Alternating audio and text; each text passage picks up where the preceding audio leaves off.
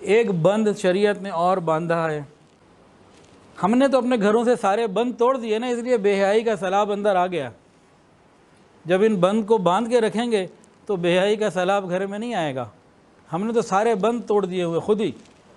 شریعت نے یہ کہا عورت اپنے کپڑے ایسی جگہ نہ لٹکائے جہاں غیر محرم کی نگاہ پڑتی ہو، یا غیر محرم کو ان کپڑوں کو دیکھنے کا یا ہاتھ لگانے کا موقع ملتا ہو۔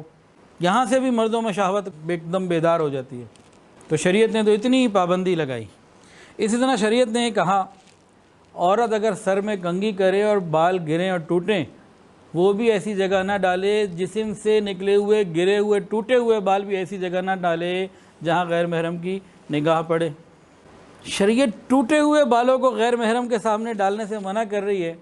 یہ کیسے گوارا کر سکتی ہے کوئی جوان العمر عورت کھلے بالوں کے ساتھ کسی غیر محرم کے سامنے جائے؟ یہ بھی ایک بند ہے جو ہم نے توڑ دیا ہوا ہے۔ شریعت نے یہ کہا کہ عورت اپنی چھپی ہوئی زینت کو ظاہر نہ کرے، اپنے زیور کو اور زینت کو ظاہر نہ کرے، اور ایسا زیور نہ پہنے کہ چلتے وقت اس کی آواز جو ہے وہ کسی کو سنائی دے۔ پاؤں زمین پہ اتنی زور سے نہ مارے کہ جسم میں اگر کوئی چوڑیاں کوئی زیور ہے تو وہ کھن کھنائیں۔ اتنے بند باندھے ہیں شریعت نے۔ وَلْيَضْرِبْنَ بِخُمُرِهِنَّ یہ قرآن ہے، وَلَا يُبْدِينَ زِينَتَهُنَّ یہ قرآن ہے۔ ہم نے تو سارے بند توڑ دیے ہوئے ہیں۔ پھر بے حیائی کا طوفان نہ آئے تو پھر کیا آئے؟ حدیث سنیے، ہر گھنٹی کے ساتھ شیطان ہوتا ہے۔ شریعت نے ایک بند اور باندھا ہے کہ عورت بن سور کر گھر سے نہ نکلے۔ کام کے لیے جانا ہے، ماں باپ کے یہاں جانا ہے، ڈاکٹر کے یہاں جانا ہے، کام کے لیے جائے، کام کے بعد آ جائے۔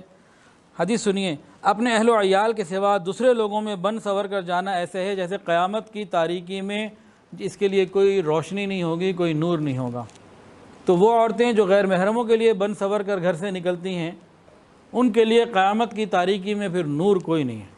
یہاں تو غیر محرم نے ان کے نور سے فائدہ اٹھا لیا نا، انہوں نے اپنے حسن کی زکوٰۃ نکالنی تھی، وہ نکال لی، اب قیامت کے دن اندھیرے ہیں۔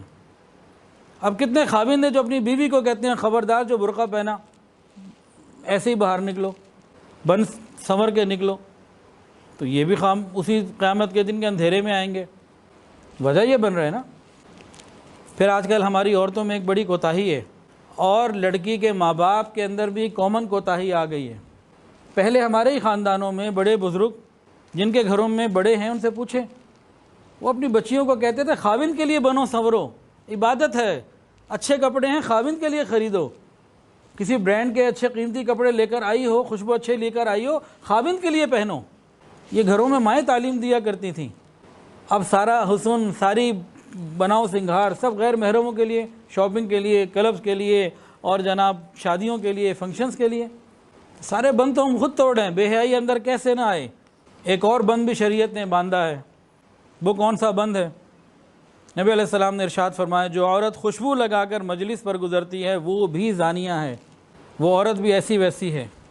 حضرت ابو ہریرہ رضی اللہ تعالیٰ عنہ جا رہے تھے، ایک عورت سے ملاقات ہوئی جس کے جسم سے خوشبو نکل رہی تھی۔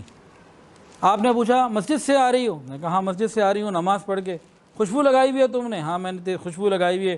فرمایا کہ میں نے اپنے محبوب حضرت محمد مصطفیٰ احمد مجتبیٰ سرکار دو عالم صلی اللہ علیہ وسلم کو یہ سنا ہے، کو یہ فرماتے ہوئے سنا ہے کہ جو عورت خوشبو لگا کر مسجد میں آتی ہے اس کی نماز اللہ تعالیٰ قبول نہیں کرتے۔ چنانچہ وہ عورت واپس گھر گئی اور اچھے طریقے سے اس نے پھر خوشبو کو ختم کیا اور پھر توبہ استغفار بھی کی۔ عورت گھر سے نکلے مسجد جانے کے لیے خوشبو لگا کر اس کی نماز قبول نہیں ہوتی، تو باقی معاملات میں اور کیا کہنے رہ گیا۔